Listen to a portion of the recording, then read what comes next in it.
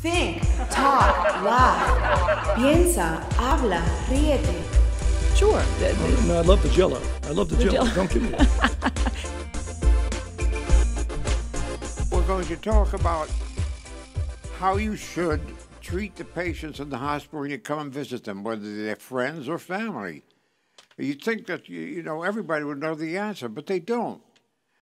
MD, what does MD stand for, Amy? MD stands for medical doctor. Gee, I should have thought of that myself. But somebody said medical director, and I didn't know what that was. Well, she is that as well. She is. She's Amy R Meckley, MD, medical director of the Wellness Division of the Christ Hospital Health Network. A life-changing, family-changing event, and there are emotions around that. And there are emotions around siblings coming together, different generations coming together. It happens. So it's again, it's a place for care, and typically there are rooms down at the end of the halls, or there are family gathering rooms. Family gathering rooms. So how does a doctors today in this environment feel about the intervention of the family and asking questions and understanding the care and their relationship to the person getting better and being discharged from the hospital? Because it's absolutely impossible to make sure that every family member is involved in the decisions and every family member has been communicated appropriately all the information that's going on, because things can change on a dime. Right. We used to restrict visiting hours. It was more of what we call system-centered care, meaning we were concerned about how to deliver medications on time, making sure that we're monitoring the patients very carefully. Obviously, that is still critically important, but now it's much more of what's called patient-centered care. And you can imagine if you're in the ICU, what could be more comforting to have somebody, you know, to have there with you is someone that you love and that cares about you. Okay, all right. So they've really opened that up. Wayne. A live call. We have well, I'm hoping he's alive. And Wayne, are you there, darling? I am. I'm here. Okay, go ahead. As far as what not to do when visiting, we did have an experience. A friend showed up to visit, and within 10 minutes of being there, the conversation went to, I came straight from work. I haven't had time to eat. Do you think they would be able to get me certain items, and starting to call on nursing staff to get them snacks and those kinds of things that are there for the patients and the family who are there, as you've been discussing, that patient and family-centered care.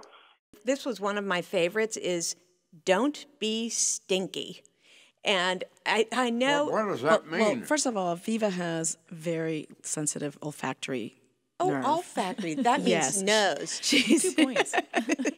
And no, what it was saying... I've known her for a long time, believe me. She can smell. And I can smell anything, but the that's thing 13 that a on the smoker words, or something, for Scrabble. that it's best if you want to smoke, wait till after your visit. And because it might make people nauseous that are in the hospital. Or if you have like grape-scented hair gel, maybe you wait to apply that till after you leave. Or if you're somebody who really loves Emerald or some, perfume that you want to just to wait, because does this sound reasonable, Dr. Meckley? Oh, I think so. And it's interesting, as staff, physicians, et cetera, we're very aware of that.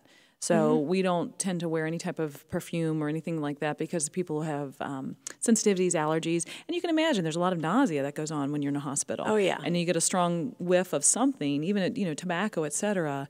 Again, a place of healing, a place of serenity, just being aware of that. So based on that, I have a point. question. You're bringing all these things up, but one thing I don't see What? is cell phones and the technology we have in our world that people are carrying around. They're texting, they're on the phone, the phones are ringing, they bring their iPads. How does that play out in the sense of interrupting a patient's care when they're in the hospital? Well, there's a few things. Actually, it's a very positive for a patient, because I think a patient can feel like they're in touch.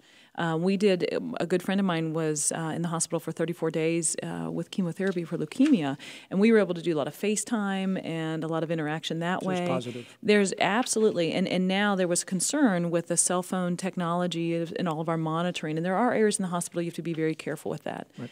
We do encourage people to turn off their cell phones, turn off their own devices when they're coming in. Again, you're there for the patient. If you're sitting in a chair next to the patient and texting, probably not a good use of your time or that time with that patient, unless, of course, you're communicating with other people. But to keep the patient centered in there is a very good thing. I know, again, the communication, as we talked about, being so important. So if you're talking to a physician, talking to a nursing staff, talking to the respiratory therapist, I mean, a huge amount of staff, and they're trying to communicate, and you're distracted by your devices, it interrupts that communication. So if you are the lead person on this, whether the parent or sibling, et cetera, and say, okay, now I want you to know mom or dad's going to look like this. They cannot talk to you, or they can only talk to you for a little while. They're going to be very tired, or they're going to have all kinds of tubes, but then to frame it in a reference of health. We're doing this to help them get better. And they're improving, or they're not improving, they're not doing well. I mean, being honest, but they really want to see you. If you have any questions, you make sure we talk about it afterwards, and you give them a kind of an open space, a little bit to debrief, because you'll be amazed at what you think is important or what you think is going to affect kids. They could be looking at some, like the urine bag hanging off the bed, and they're fascinated by that. Yeah. And you're worried about the chest tube, et cetera, and they're like, well, what's that stuff in there? So, and my kids did ask about the chest tube. It's 55 KRC, the talk station. You can go to ThinkTalkLaf.com